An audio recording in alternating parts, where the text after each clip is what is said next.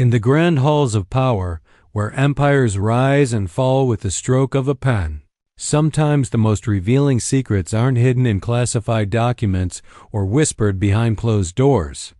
Sometimes they're right there in plain sight, written on the very hands that sign treaties and shake with world leaders. Picture this: a crowded press conference, cameras flashing like lightning, reporters shouting questions over one another. But while the world focuses on the words being spoken, a trained eye notices something else entirely: a subtle discoloration, an unusual mark, a telltale sign that speaks volumes without uttering a single syllable. What if I told you that the same mysterious condition that once marked the final chapter of one of Britain's most beloved monarchs might now be appearing on the hands of one of America's most controversial political figures? What if the very appendages that once wielded unprecedented power are now telling a story their owner never intended to share? The human hand is remarkable. It's not just a tool for action, but a canvas that reveals our deepest secrets. Medical professionals have long known that our hands can betray conditions our minds aren't even aware of yet. From liver disease to heart problems, from autoimmune disorders to neurological conditions, our extremities often serve as the body's early warning system. Tonight, we're going down a rabbit hole that connects two of the most scrutinized figures in recent history. We're talking about Queen Elizabeth II, whose final public appearances left medical experts whispering among themselves, and Donald Trump, whose recent public outings have sparked similar conversations in medical circles worldwide. The connection between them? A mysterious discoloration that might reveal far more than either would ever want the public to know. Are we witnessing history repeat itself? Is there a medical mystery unfolding right before our eyes? Buckle up, because what you're about to discover will change how you look at every handshake, every wave, every public gesture from here on out. Before we dive into this medical mystery that has doctors talking behind closed doors, make sure you're subscribed to our channel with notifications turned on. We're about to uncover information that mainstream media won't touch, and you won't want to miss what comes next. Hit that subscribe button now, because this investigation goes deeper than you might expect. The story begins in September 2022, when the world watched Queen Elizabeth II meet with Liz Truss for what would be her final official act as monarch. Royal photographers captured images that would later become the subject of intense medical speculation. The Queen's hands, which had signed thousands of documents and greeted countless world leaders over 7 decades, showed distinct signs of what medical experts would later identify as potential peripheral cyanosis. But let's step back for a moment. What exactly is peripheral cyanosis, and why should it matter to anyone outside of medical circles? This condition occurs when there's insufficient oxygen in the blood reaching the extremities, causing a bluish or purplish discoloration in the fingers, hands, feet, or toes. It's often one of the first visible signs that something isn't quite right with the body's circulatory or respiratory systems. Dr. Sarah Matthews, a cardiovascular specialist who has studied royal health protocols for over 2 decades, noted that the discoloration pattern visible in the Queen's final photographs was consistent with several serious underlying conditions. When we see this type of presentation in the hands, she explained in a medical journal that few outside the profession read, we're often looking at issues related to cardiac function, circulation problems, or in some cases, more systemic issues that affect oxygen delivery throughout the body. The timing was particularly significant. Just 48 hours after those photographs were taken, Queen Elizabeth II passed away, leading many medical professionals to retroactively analyze what they had witnessed. The consensus among several independent medical reviews was that the visible symptoms in her hands likely indicated her body was already in the process of shutting down. Now, fast forward to recent months, and eagle-eyed observers have begun noticing Similar discoloration patterns on Donald Trump's hands during various public appearances. The first documented instance appeared in photographs from a campaign rally in Iowa, where certain lighting conditions made the discoloration particularly apparent. Initially dismissed as a camera artifact or unusual lighting, the pattern has since been observed in multiple different settings and lighting conditions. Medical photographer Janet Richardson, who specializes in documenting health-related visual evidence, has compiled over 30 high-resolution images from various Trump appearances over the past 6 months.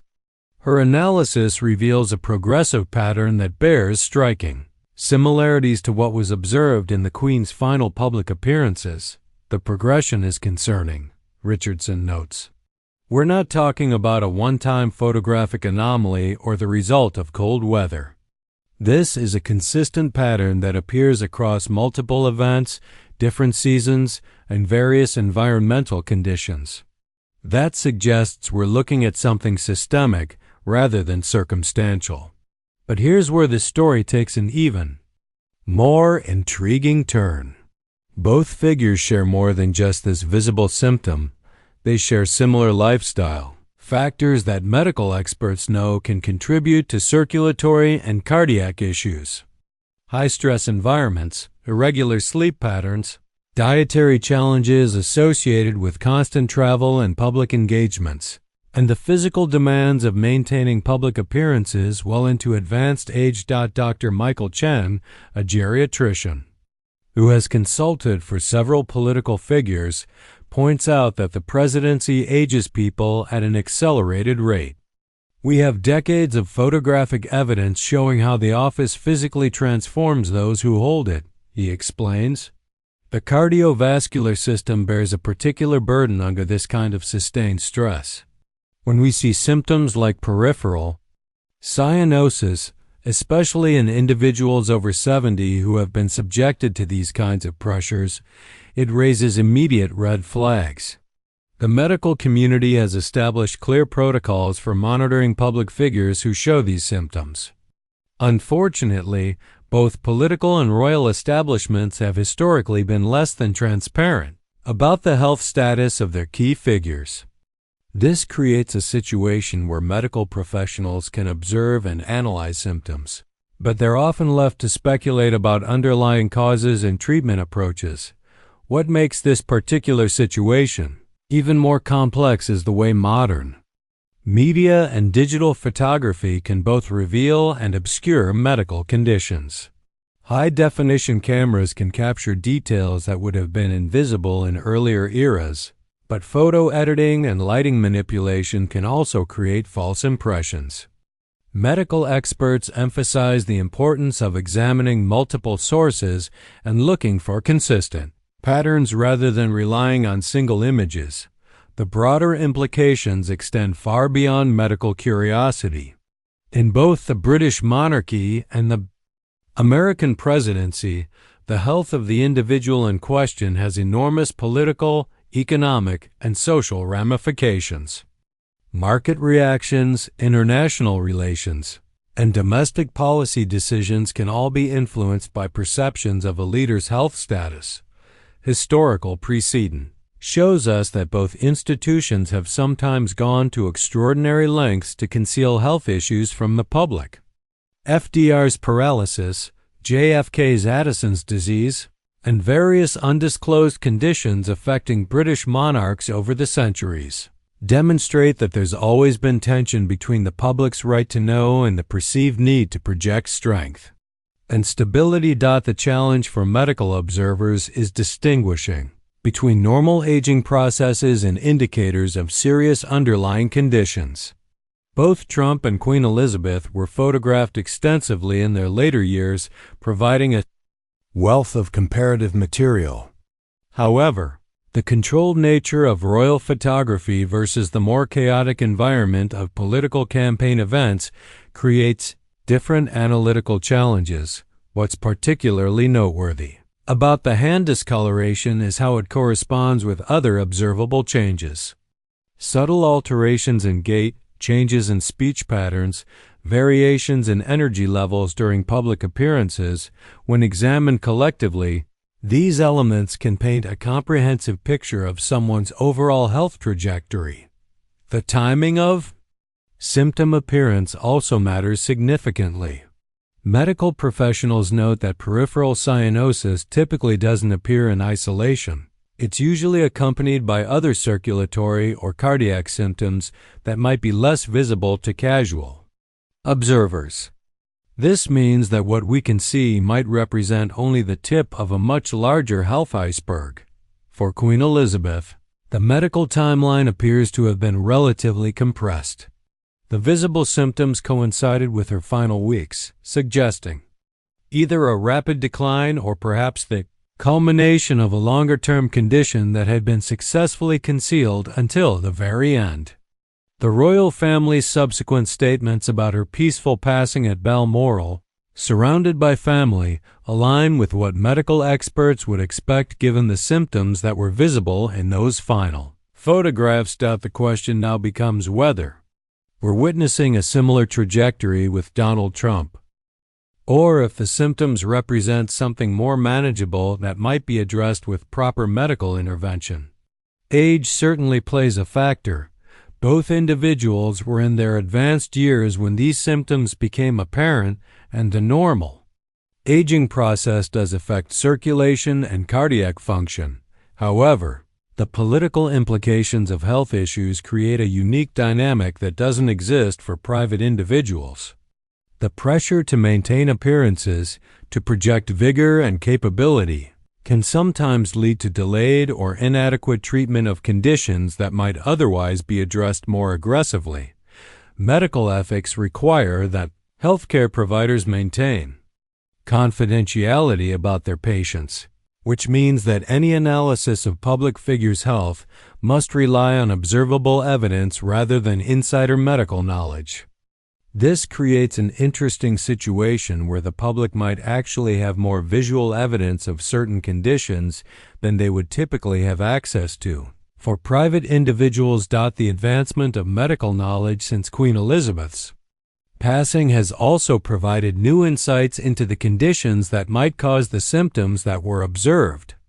Research into cardiac function in elderly individuals, particularly those subjected to high levels of chronic stress, has revealed connections that weren't fully understood even just 2 years ago. As we continue to observe and analyze these patterns, the broader question becomes one of transparency, public interest, and the balance between privacy rights and democratic accountability.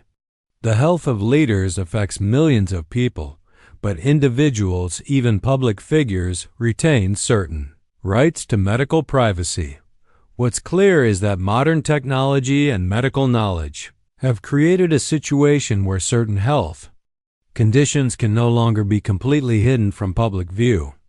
The question is whether our political and social institutions are prepared to deal with this new level of transparency in a responsible and constructive way. The story continues to unfold, and only time will tell whether the similarities between these two cases represent coincidence, the natural aging process, or something more significant that demands public attention and discussion.